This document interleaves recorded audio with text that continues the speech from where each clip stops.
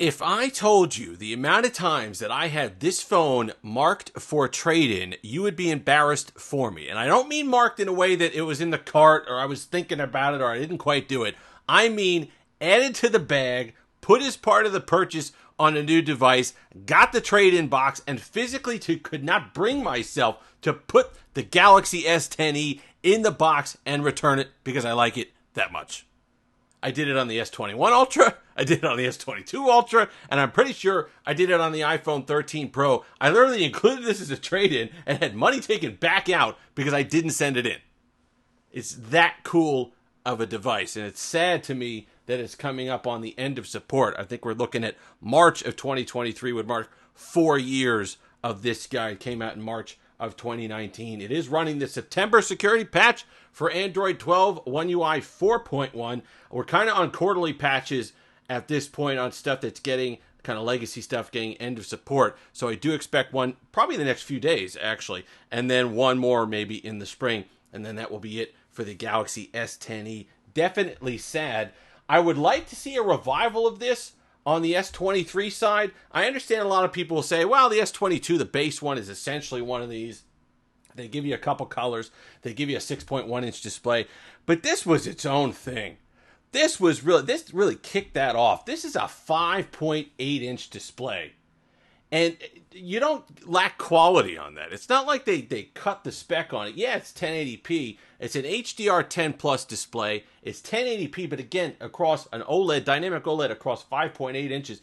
It looks phenomenal. Sharp, contrast, really bright, fantastic. This had both 6 and 8 gigs of RAM. This is the 6 gig 128 version, which you get for like $140 right now in decent condition. Link will be in the description. That's Amazon renewed, but they did have one that you could beef up, 8 gigs of RAM, 256 gigs of storage, and what you got for that was a really full functioning flagship level experience, few compromises for decent money, but it could fit in your hand.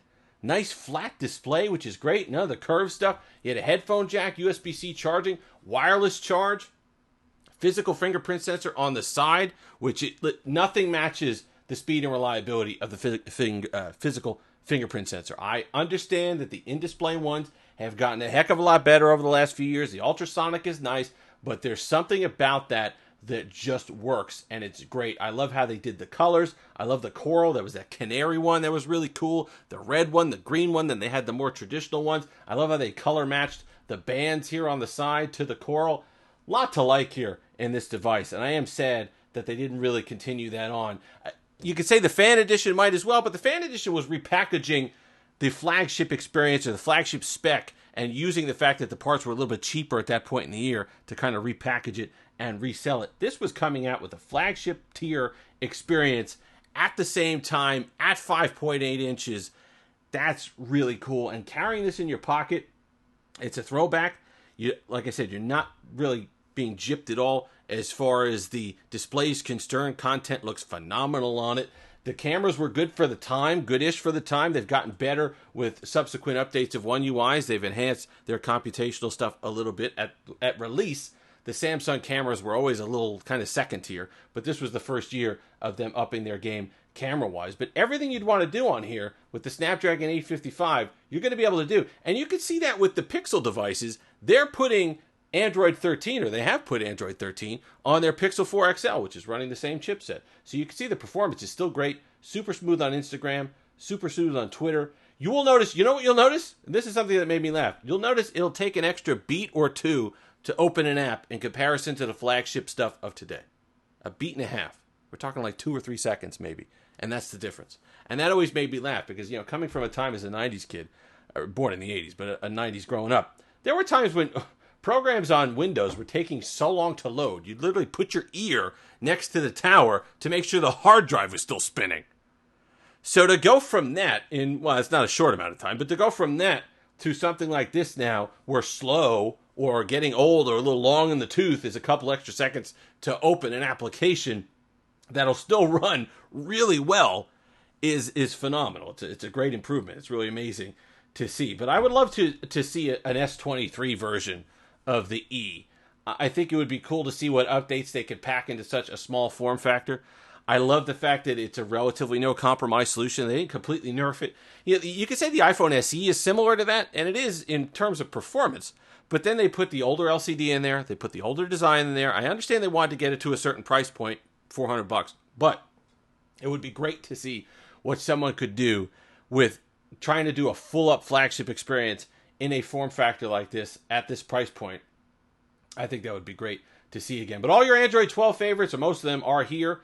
You can see there was I shouldn't have changed it. There was a peach wallpaper here, a coral one, to match the back of the phone. So you can see that's why this is the Material U coming through. This is the color matched UI experience. But you can see the One UI 4.1 notification shade there. Still I think one of the prettiest designs that there came out from Material U so far. I think the Pixel Experience one is ugly. This is great. I love the soft transparency there and the color matching that they do throughout the system. You get the widgets as well. Let's go ahead and throw that in here and then kind of do this. White balance. But you can see your smart stack is here. Smart widgets are here. No problems. The lab is also here. You can do the split screen multitasking and the stuff that it does, multi-window stuff, even if it's not supported. That's here as well. So you're getting a lot of the enhancements of Android 12. They're running well, and you can get it for $140. A lot of deals to be had there. It's tough to keep up with all of them. I mean, the prices keep, every time there's a subsequent release of another device, another one goes on sale. Some really phenomenal deals. This is another one. If you're looking for a tiny device, a small device, your budget's $140. You know, a lot of times when you're thinking $140 for a phone, you're thinking some of these blue phones, which are okay, but you're not going to get a lot of support anyway, and you're going to be lacking a lot of these features. I'm telling you, the blue phone screen isn't going to look like this. Absolutely not. It's not going to have a Samsung quality panel, flagship level panel from just a few years ago. So if your budget is right around there, that 100, 140 range, I would absolutely recommend picking one of these up because I think you're going to be in great shape. The Android 12 is still going to be supported. So that means the Play Store is still going to be supported. It means your apps are still going to be supported. It means things are still going to be relatively secure, even if you're not getting those monthly or quarterly security updates for Android itself. So I wouldn't worry too much about that. But overall, I think this is a phenomenal package for what you got at the time. A lot of people are going to like that headphone jack.